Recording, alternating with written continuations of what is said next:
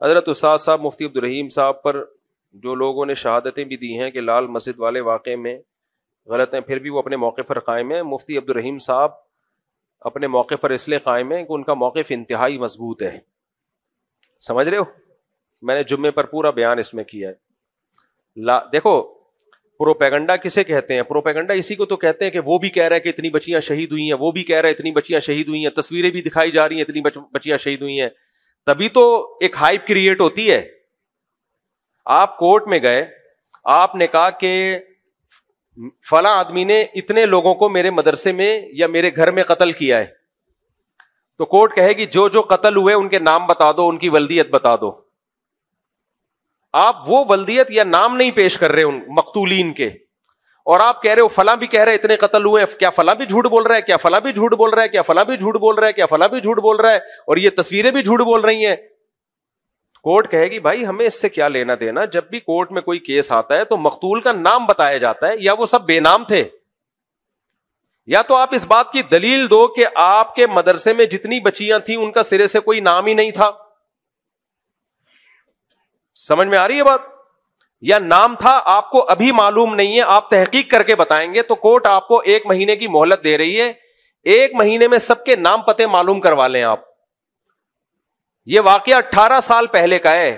18 ادھر توجہ، 18 سال سے حضرت مولانا عبدالعزیز صاحب جو ہمارے لیے قابل احترام ہے، مولانا عبدالعزیز صاحب کے پاس 18 سال سے ٹائم دیا ہوا ہے ان کو کہ آپ ان بچیوں کے اور ان کے والدین کے نام پیش کریں اور ایڈریس پیش کریں. 18 سال گزر گئے، اب تک ایک بچی کا نام نہیں اور ایک کا ایڈریس پیش نہیں کیا ہے. تو یہ کون سا کیس ہے میرے بھائی؟ یہ کون سا ایسا کیس ہے؟ تو مفتی عبدالرحیم صاحب نے ایسا ہی نہیں، ایک چیز انہوں نے بتایا، نئی نسل کی تربیت کی ہے کہ پروپیگنڈوں سے کبھی متاثر مت ہونا، جب بھی کوئی بات ہو اس کی ڈیپتھ میں جا کے غور کرنا. آج صبح کسی کا میرے پاس میسج آیا کہ اصل میں وہ بچیوں کے نام اس لیے نہیں ہے کہ وہ یتیم بچیاں تھیں، ان کے ماں باپ کے نام کسی کو معلوم نہیں ہے.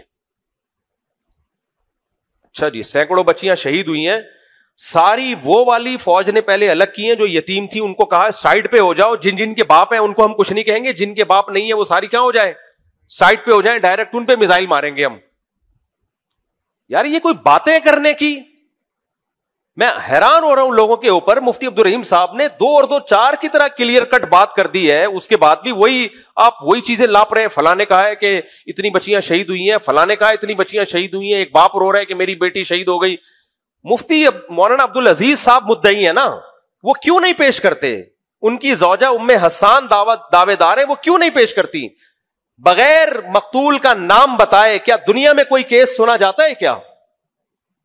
ظلم ہے نا یہ قتل کرنا.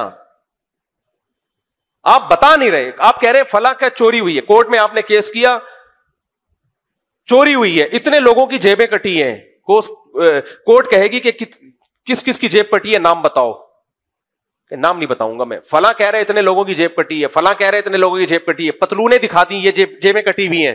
صحیح ہے نا؟ پتلونیں بھی دکھا دی، یہ دیکھو پتلونیں، یہ دیکھو جیبیں. بھائی بندے کا نام بتاؤ، بندے کا نام بتاؤ. مولانا عبدالعزیز صاحب 18 سال سے ایک شخص کا نام نہیں بتایا، اور میں دعوے سے کہہ دوں قیامت آ جائے گی دوبارہ بھی کبھی ایک شخص کا نام نہیں بتائیں گے. وہ یہ تو کہیں گے اتنے لوگ کہہ رہے، اتنے لوگ کہہ رہے، اتنے لوگ کہہ رہے ہیں، میں بھی کہہ رہا ہوں، وہ بھی کہہ رہے. یہ کہتے